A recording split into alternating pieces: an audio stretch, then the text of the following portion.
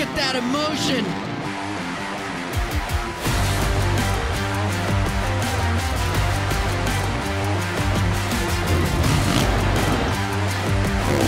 Around the outside. It's time to bring the action. Welcome to the show. We are your Supermotocross insiders, Jason Wygant and Daniel Blair, SMX Insider, episode number 3. And we are getting really close, well within a month now of Anaheim wanting the kickoff for Monster Energy Supercross. It's real, buddy. Think about this. It's Christmas this weekend, then New Year's, then Anaheim. Talk about your all-time podium, but I got my flight confirmation today. So, Jason, it's real. It's actually coming like really quick now. That's the sign. Yes, when you get the flight confirmation, you know it's real. Yeah, when you have to start actually planning travel, that means the race is coming. And then soon we'll be planning 10 guys who are guaranteed top 5 guys in the series. And then don't forget, this is just a start. As we've been talking about in this show, it's a whole new series for 2023 where we have the Supermotocross Playoff and World Championship at the end of the year. So probably strategies people haven't thought about yet going to play out, and it's going to start at Anaheim. Yeah, I think it'll be a work in progress too. Riders are going to understand the format as they go. They'll know their own positioning. So strategies are going to come into play, I think, more towards the end of Supercross, early outdoor. But it's going to be fun. Again, it's coming very, very fast. And I think the season's going to speed through too. We'll be in the Supermotocross World Championship playoffs before you know it. So don't blink. You might miss it. Yeah. Just remember how little time you have to Christmas shop and realize how quickly time flies. We'll be into the playoffs before you even blink. Let's get more on the format. Let's go to Fell Motorsports' Dave Prater on how this is actually going to work in 2023. In order to qualify for the Supermotocross World Championship playoffs, you have to be in the top 20 in both combined Supercross and Motocross points. So at the end of the Motocross season, we will take the top 20 and those riders will be automatically seeded in to both playoff rounds and the World Championship final. We'll also have an opportunity for riders 21 through 30 to race their way in. So those top 20 riders at the end of the regular season will be qualifying for the first 20 gate picks. Riders 21 through 30 are going to qualify and then race for those final 2 gate picks, gate pick 21 and 22. It's going to be a much harder road for those riders 21 through 30, but they've still got a chance to compete. And ultimately, maybe we'll see a Cinderella story where you've got a guy that fights his way in playoff 1, playoff 2, and the World Championship final and becomes ultimately the Supermotocross World Champion. All right, thanks to Dave there for explaining the format. Now we're going to play the what if game. We'll further explain how this playoff will work by using our 2022 standings, and this week we'll talk 250 class so we can show you the way the standings would have broke down if we had playoff seeding in the 2022 championship. Daniel, what names stand out for you when we think about a 3-race playoff if we had had one last year? Well, if you're looking at the favorites, it's pretty obvious. You would have Jet, you would have Hunter, you would have Joe Shimoda, but the name that stands out to me, it's so unique, but Nate Thrasher, okay? Decent Supercross, decent motocross. I don't think he's really in the position yet in his career to win either one of those championships. But if we're talking about the Supermotocross World Championship playoff where it's 3 rounds, hybrid tracks, I mean, how about Nate Thrasher? Why not? In his rookie year, he won the Atlanta Supercross 2 of the 3 times he was there. Remember, he was a rookie when he did that. That's a hybrid track, Supercross, kind of outdoor, a lot more speed than normal. So he did that. And then last year, the East-West Showdown in Salt Lake City, he wins that as well. So it proved that it wasn't a coast thing, an East-West. He put them all together and beat them all. So for a guy who would maybe come in a little under the radar, this format, this playoff, the points, how it's weighted, someone like Nate Thrasher actually could be the winner of this thing right out of the gate in the first year of the Supermotocross World Championship playoff. Yeah, Thrasher already has one of the weirdest career stat lines. He'll be getting 9ths and 10ths and then all of a sudden win against the best in the business. So who better to go out and maybe claim that first Supermotocross World Championship in the 250 class? What jumps out for me are riders who are going to split their time between both classes. So for fun, we put Christian Craig's 2022 250 total here. He was actually the 14th best combined 250 rider because he didn't race 250 motocross. He did race 450 motocross. He'd have been the 7th ranked 450 rider. And Craig's full-time 450, he doesn't have to decide anything for next year, but there will be others in that situation. Jet Lawrence, pretty much known. He's going to race a 250 in Supercross, a 450 in motocross. Which series is he going to pick, 250 or 450? for the Super Motocross World Championship playoff. And another rider who's definitely in that spot is going to be Justin Cooper. Justin Cooper is going to race some 450 Supercross races and then go back to the 250 for motocross, where he's a title favorite. He's going to stack a ton of 250 motocross points, but he won't have 250 Supercross points. He's going to have to make up seeding once we get into the playoff. I don't want to count Cooper out, but we're going to see how much of a difference seeding makes in this very first year. So that's what stands out to me. Yeah, and Jason, the only thing he has going against him would be the seeding because he doesn't get to race the 250 Supercross. But outside of that, he's probably the favorite. I mean, Hunter Lawrence hasn't won a championship yet. Joe Shimoda hasn't won a championship. Neither has RJ Hampshire, Michael Mosiman. Justin Cooper has won a championship. He knows how to get it done, cross the finish line, and hold up a #1 plate. So, yeah, he's going to come in a little bit behind in the seeding, but with the playoff format, the weighted points, it's not going to be that big of a deal. If it was just 3 rounds, then yeah, maybe being that far out of it, that's kind of a bummer going in. But he could very easily close that gap in the first one. And don't forget, hybrid tracks. He's really good at the pro motocross side. He's a Supercross champion. Why not Justin Cooper? Even if he come in 7, 8, something like that, I'm not worried about it. Okay, and then let's make this even wilder. To give you an example, there's a very fast rider who isn't even on this list from last year, and that's Austin Forkner, who won a Supercross race. Otherwise spent most of the year injured, didn't score a lot of points. The top 20 riders in points are automatically into the main events at the Super Motocross World Championship, but Forkner wouldn't have made it last year. I think he was ranked 23rd. But it's Austin Forkner. If he's healthy and he's fast, can he use the LCQs at all 3 rounds to get in and win the title? I think it's actually possible. Well, 10 years from now, there will be somebody who won this thing as a #1 seed. There'll be somebody who's won this thing from a number 8 or 9 seed. History will be made in year 1, but 10 years from now, there's going to be a lot of scenarios that we don't know yet. Someone like Austin Forkner, he could be the type that could make that crazy LCQ, that pathway actually work. He would be the one. Yeah, remember, this is the what-if game. This is 2022 points. It's all going to be different in 2023, but it just gives you an idea of how many options are going to be in strategy. Forkner, by the way, he might split his season, 250 and 450. We're hearing that rumor. So when you start thinking about all the options when playoff time comes around in 2023, definitely boggles the mind. Okay, so the 250 riders will have some strategy and decisions to make, just like the 450 riders when it comes playoff time in 2023. Easy decision for you fans, though. All 31 Super Motocross World Championship events can be streamed domestically. That's here in the U.S. on Peacock. To subscribe, go to peacocktv.com/sports/supermotocross. And for the international fans, you can join in the fun by getting the Super Motocross Video Pass. Go to supermotocross.tv to purchase access to every moment of the 2023 Supercross season, the Pro Motocross season, and of course Super Motocross live events in one place. Plus, get over 800 plus hours of archived races. And my favorite part is the discount just in time for Christmas. So international fans, up until Christmas Day, you can get a discount of $30 off the Super Motocross Video Pass. Just type in the code SMX23 early. That's SMX23 early for a $30 discount on the Super Motocross Video Pass. Heck yeah, we're committed here. Let's go to the 30-second board and get some hardcore bench racing going with Jason Wygant, Daniel Blair.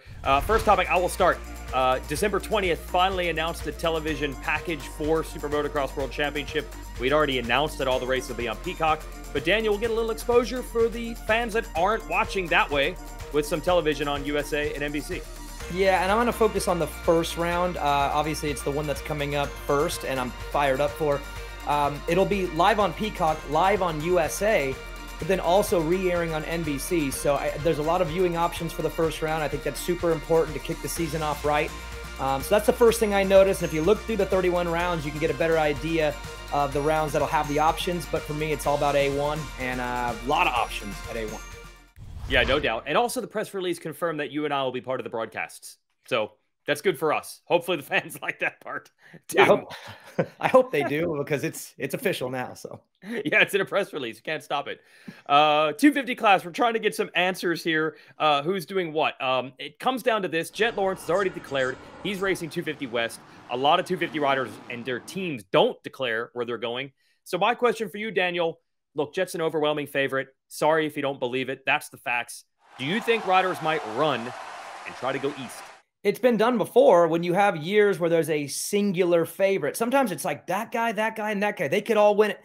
This year, Jet is the standalone. He's 3 championships straight. He's the favorite. So the question is, do riders run from him or do they run towards him? And it ends up coming down to the team manager and maybe even some of the sponsors. So I think the big questions are going to be the Star team and the Pro Circuit Kawasaki team, because they're so stacked with riders and they're the two that are the quietest. So I don't know exactly what they're going to do, but I can tell you this. RJ Hampshire, Cameron McAdoo, and Austin Faulkner, I have heard, not confirmed, but I've heard likely West. And Jason, those 3 guys all beat Jet Lawrence last year in Supercross. RJ got a Triple Crown win, Foxborough, Faulkner won, and then, of course, McAdoo got a win also, and then battled Jet pretty good in Indy. So if you're talking about running from the guy, the 3 guys who raced him last year and were successful, I'm hearing those 3 are likely to race him. So not running from him, actually running towards him in 2023. Oh, yeah. See, I was thinking Michael Bozeman, who it looks like he's going to race East. I thought that might have been running from Jet, but you've heard otherwise. You've heard it's just Pierce Brown, his teammates, flying at the test track for West. Yeah, not confirmed also, but I've heard Pierce Brown is on fire at the moment, and Bozeman needs a little bit more time, had an injury or got banged up a couple weeks ago. And the other one that I have heard, it's not confirmed, but I think it's pretty close. I have heard that Jordan Smith, who also has been in some championship runs, is most likely East. I don't think that's running from Jet Lawrence. It's more based on what's best for him, his riding style, and the team that has been very successful bringing in older riders to be on that team and win titles. They're putting him where they think he would ride the best. So not confirmed, but Jordan Smith on the East, more than likely. Yeah, he has primarily been a 250 East rider his whole career. We'll move on to job hunting. We've talked about these guys on every episode of our show so far. Shane McElrath and Joey Savacci still looking for 450 work. Have you heard anything in the shopping line for those two? I have sources, and my sources are not connected very closely to Joey Savacci, so I have nothing there. I don't know. Again, I think he's just waiting to see if something opens up, and he'll be ready when the time comes. With Shane McElrath, though, I think it's very, very close to being official that he'll be with the HEP Suzuki team to be teammates with Ken Roxon and I think Kyle Chisholm. Now, I did reach out to Shane. He said it is not done, but both sides are very happy with the way it's looking. So look for that to probably be confirmed this week, maybe even by the time the show comes out. But I expect to see the number 12 on a Suzuki this year. Now, Savacci did ride for Monster Kawasaki over the summer last year in Pro Motocross as a fill-in for Adam Cianciarulo. And there's some that are thinking he's waiting in the wings to see if he could fill in for Cianciarulo again, because some pesky reporters have put this rumor out here, Daniel, that Cianciarulo is struggling. What if he's going to retire? He addressed it on Steve Mathis' podcast on the Racer X Network. Let's get to the audio here from Adam Cianciarulo on those nasty rumors. We got some fake media news in our sport, too, that you were retiring. That was a little buzz there.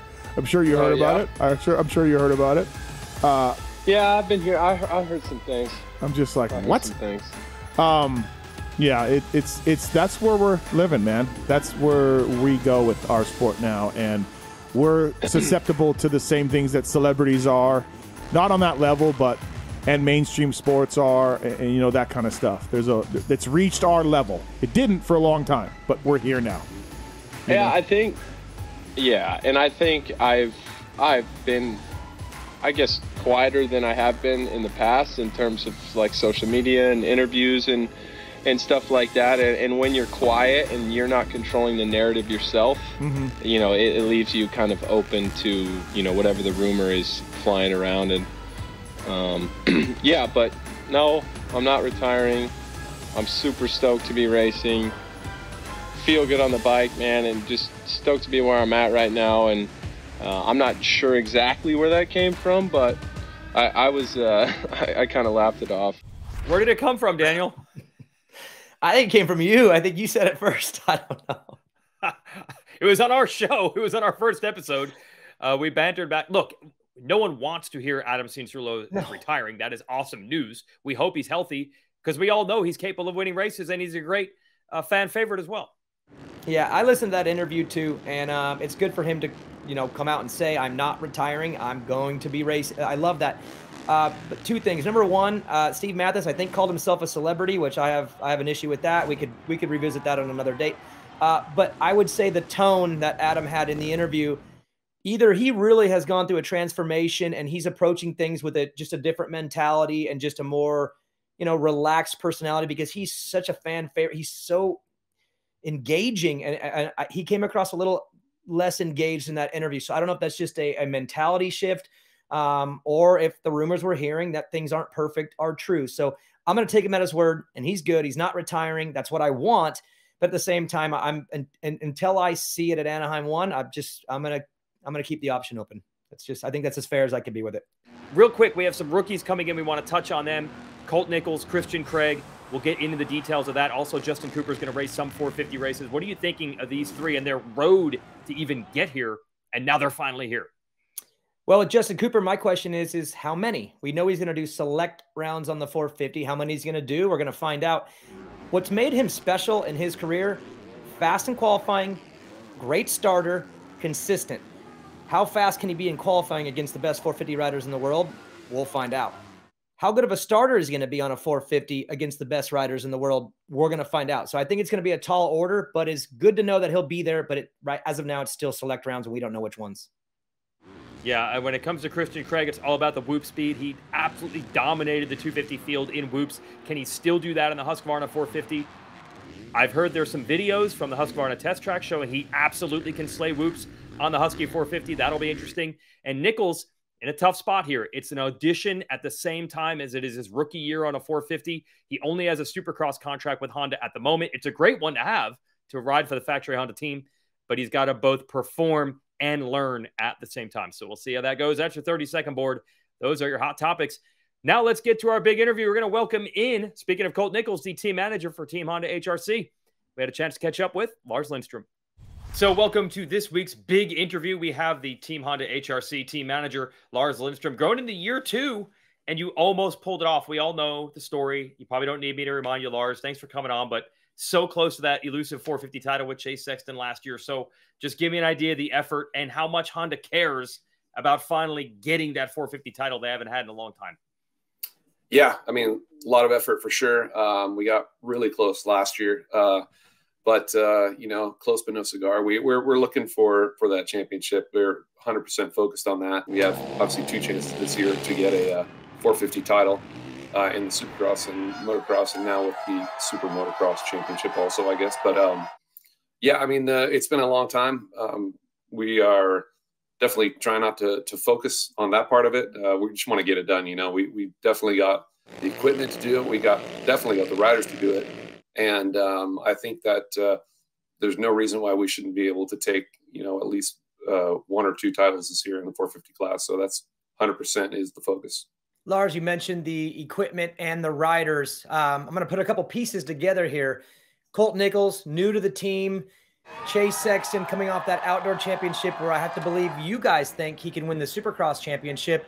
With Colt joining the team, and the word I've heard is more compatible with Chase as far as bike settings and maybe, I guess, their kind of their foundational settings. Is that helping Chase Sexton get ready for year 3 on this motorcycle, even though Colt's on year 1 on the bike? Is that true, that compatibility? Yeah, 100%. I mean, a big reason when we hired Colt was to have somebody on the team that we could, use for testing for both riders, for the series and everything. And a rider like Colt and Chase, they're a little bit more similar in settings of what they like on the bike. There's a lot more reasons why we hired Colt. Obviously, it's not just to help the 450 development, but that was a big one. But the compatibility of Colt with every rider on our team is really, really good. He has something to offer for everyone, and we have something to offer for him, which is a chance at the 450 class that he deserves after being a champion in 21. So he works really well for us on the team. We all get along really well with him. The riders all get along well with him. So he's brought nothing but positivity to the team, and he's helped us develop the 450 into something that Chase is happy with. There were a few things we wanted to improve from last year for Chase, and because of Colt being out in California and the direction that he wanted to go, helped us with Chase, which was kind of the goal, but it wasn't everything. Also, with Colt helping with the development of the 450, I know it's great to have another set of eyes and another feel on the bike. Does that play into Jet Lawrence's preparation? Again, I'm fast forwarding to the summer. Well, he'll race the 450 in the Pro Motocross, but we're hearing that maybe Jet might do some Supercross on the east side of the series. Is Colt's development on the bike helping even for someone like Jet, or does he come into play completely different than Chase? Well, I mean, I guess it would be a little bit for that too. We had a plan for Jet to ride some East Coast Supercrosses. I think we're probably gonna scrap that idea. It was something that we used to do with our riders. Years ago, we did it with Trey Kennard and Cole Seeley and Justin Barsha. We thought that would be really fun. But at the same time, we definitely know the task at hand, and just for more than one reason, we decided that I think together with them as a team, it would be better to just stay on the 250 for the Supercross, and then on those East Coast times, instead of riding Supercross on the 450 and testing the bike and using up his time that way, we're just going to focus on 450 motocross and use that time to prepare for that. And for Jet, he has a little bit of time, right, with the Motocross of Nations. So little bit of foundation work already done there? Yeah, for sure. We did quite a bit of riding on the 450 at the end of the outdoors and going into Motocross of Nations. And he performed incredibly well there, stronger than even the team thought that he would do. So he does have a pretty solid base, and he was pleasantly surprised with the 450, the performance of it. And so I think, when he goes to East Coast Supercross, when we go East Coast Supercross, he'll focus on the motocross side of the 450 again and get back into that, iron out any kinks that we think we might have, or just get him even more comfortable on it. Lars, I feel like people would be surprised actually how loose and how fun the atmosphere over is at your rig these days. There was an old adage that Honda was maybe the most buttoned down corporate, and it's really come a long way from there. But you still have very competitive people, even two brothers who are at each other's throats for race wins at times. Then Jet moving into the class with Chase. Last year, Chase and Ken Roxon were both considered title contenders and race win contenders. How do you manage all those egos? Because it seems pretty loose over there, but I've got to imagine, especially when you got two brothers trying to beat each other, that it gets pretty competitive at times. How do you manage all that? Yeah, I mean, it's a balance for sure.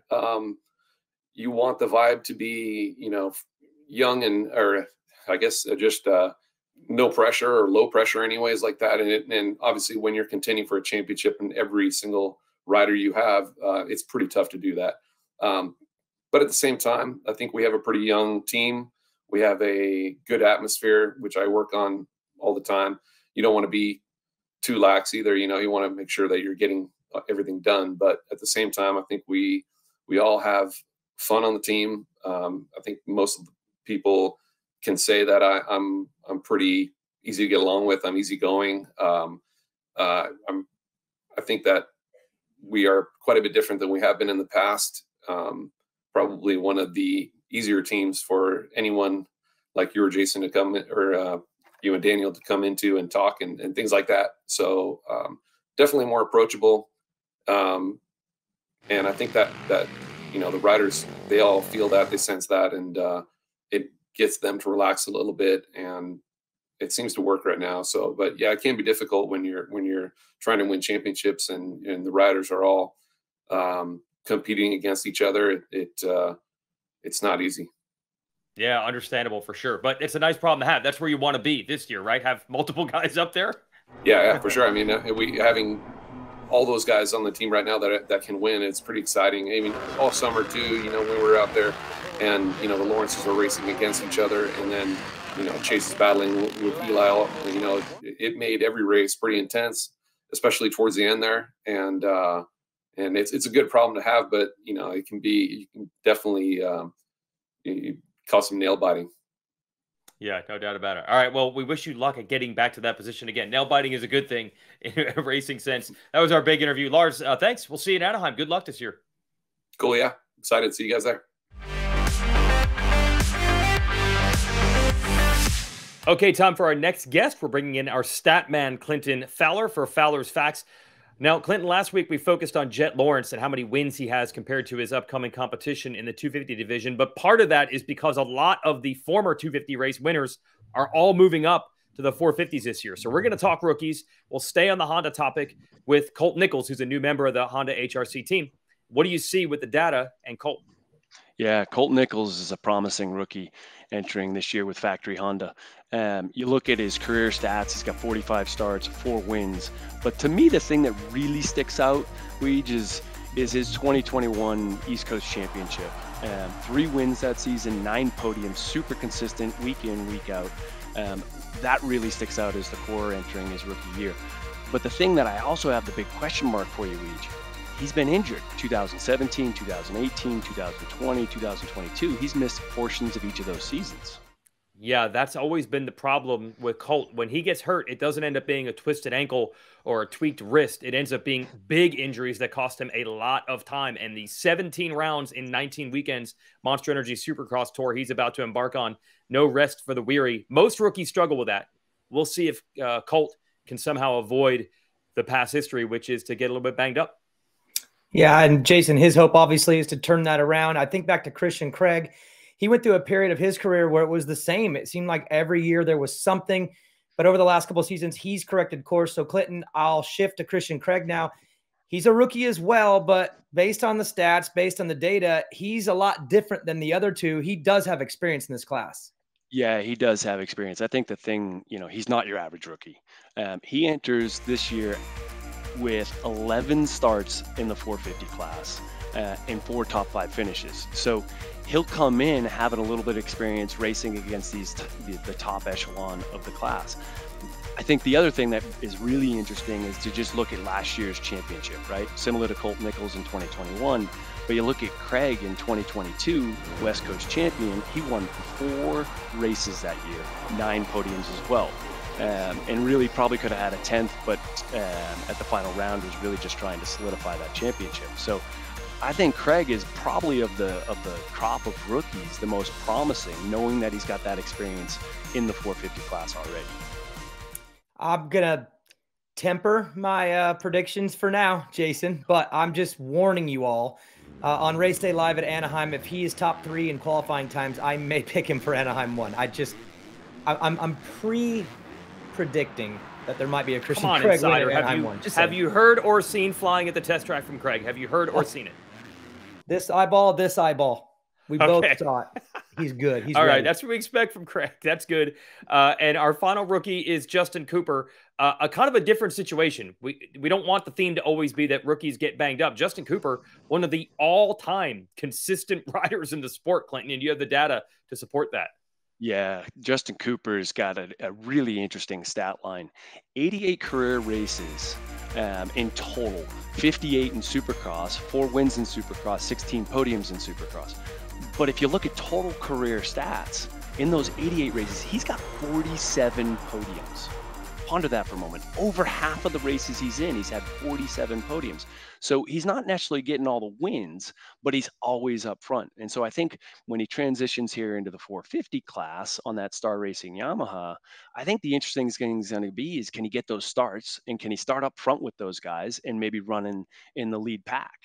Yeah, that has always been his strength, qualifying and starts, which leads to the consistency, except there's one problem. We don't know what races Justin Cooper is going to be in. Yamaha just said select rounds on the Monster Energy Star Racing machine. So we'll see. All right, Clint, we'll let you go. Happy holidays. Thanks for the stats, making us sound a lot smarter than we are.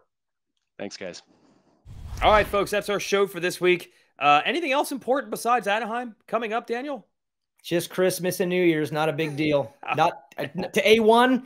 I said it. It's on the podium. A1 gets the nod, though.